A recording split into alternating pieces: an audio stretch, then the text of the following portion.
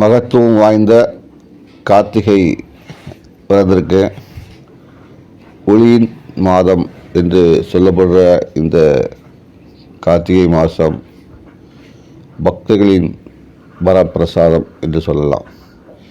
இந்த கார்த்திகை முதல் நாளில் ஐயப்பனுக்கு, அதாவது சபரிமலையில் இருக்கும் ஐயனுக்கு, ஐயப்பனுக்கு விரதம் இருந்து மாலை அணிவிக்கலாமா, அதாவது இந்த முதல் நாளில், கார்த்திகை முதல் நாளில் மாலை அணிவிக்கலாமா என்ற ஒரு கேள்வி எழுந்திருக்கு. ஏன்னு பார்த்தீங்கன்னா, நாள் கிழமை பார்த்து தான் ஐயப்பனுக்கு மாலை அணிவாங்க.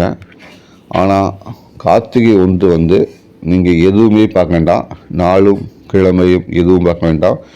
கார்த்திகை முதல் நாள் அற்புதமான ஒரு நாள், ஐயப்பனுடைய நாள். அதனால் இந்த நாளில் மாலை அணிவதற்கு நாள், கிழமை, நல்ல நேரம் எதுவுமே நீங்கள் பார்க்க வேண்டாம். எந்த நேரத்திலும் எந்த தருணத்திலும் நீங்கள் மாலை அணியலாம் அப்படின்னா ஐயப்ப சாஸ்திரங்கள்லாம் கூறுது. இந்த நாளில் முதல் நாளில் நீங்கள் மாலை அணிவித்து குரு மாமியிடம் ஆசீர்வாதம் பெற்று மாலை அணிவிக்கும் அந்த தருணத்திலிருந்து தொடர்ந்து ஒரு 41 நாட்கள் அல்லது 48 நாட்கள் மண்டல அளவில் நீங்கள் விரதம் இருக்கும் காலகட்டத்தில் எப்படி இருக்கிறீங்க அப்படிங்கிறது தான் ஐயப்பனுடைய வழிபாட்டுடைய முக்கிய அம்சமாக பார்க்கப்படுது.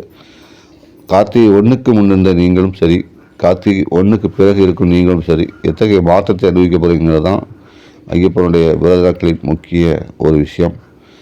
அது வரைக்கும் நீங்கள் மற்றவர்களை மரியாதை குறைவாகவோ தரமற்றவோ நடத்தினால் கூட மாலை போட்ட பிறகு நீங்கள் சாமி ஆகிறீர்கள். அதாவது ஒரு புதிய அந்தஸ்துக்கு நீங்கள் தள்ளப்படுறீங்க. எந்த அந்தஸ்து தள்ளப்படுறீங்கன்னா, சாமி என்ற ஒரு முக்கியத்துவம் வாய்ந்த ஒரு பொறுப்புக்கு நீங்கள் தள்ளப்படுறீங்க.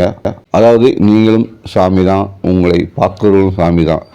உங்களுடைய உச்சரிப்பு கூட மற்றவர்களை சாமி என்றாங்க, என்ன சாமி சாப்பிட்டீங்கன்னா சாமி அப்படின்னு தான் நீங்கள் மற்றவர்களை அழைக்க முடியும். மற்றவர்கள் உங்களை நல்லா இருக்கீங்களா சாமி, என்றைக்கு போகிறீங்க, மலைக்கு போகிறீங்க சாமி, இப்படி தான் அவங்களும் கேட்க முடியும். அவங்களோட பேச்சில் பேரை குறிப்பிடாமல் உங்களை ஐயப்பனாகவும் நீங்கள் மற்றவர்கள் ஐயப்பனாகவும் பார்க்க வேண்டும். அதாவது இதில் சொல்லக்கூடிய விஷயம் என்னென்ன, எல்லோரையும் சாமியாக பார்க்க வேண்டும் என்பது தான் அதோடைய உட்பொருள். நாம் பார்க்கும் எல்லா பொருள்களும் இறைவனாக காட்சியளிக்க வேண்டும், இறைவனாக மற்றவர்களை பார்க்க வேண்டும்.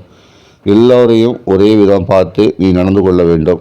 சில கடினமான விரத முறைகளையும் கடைபிடிக்க வேண்டும் என்பதுதான்.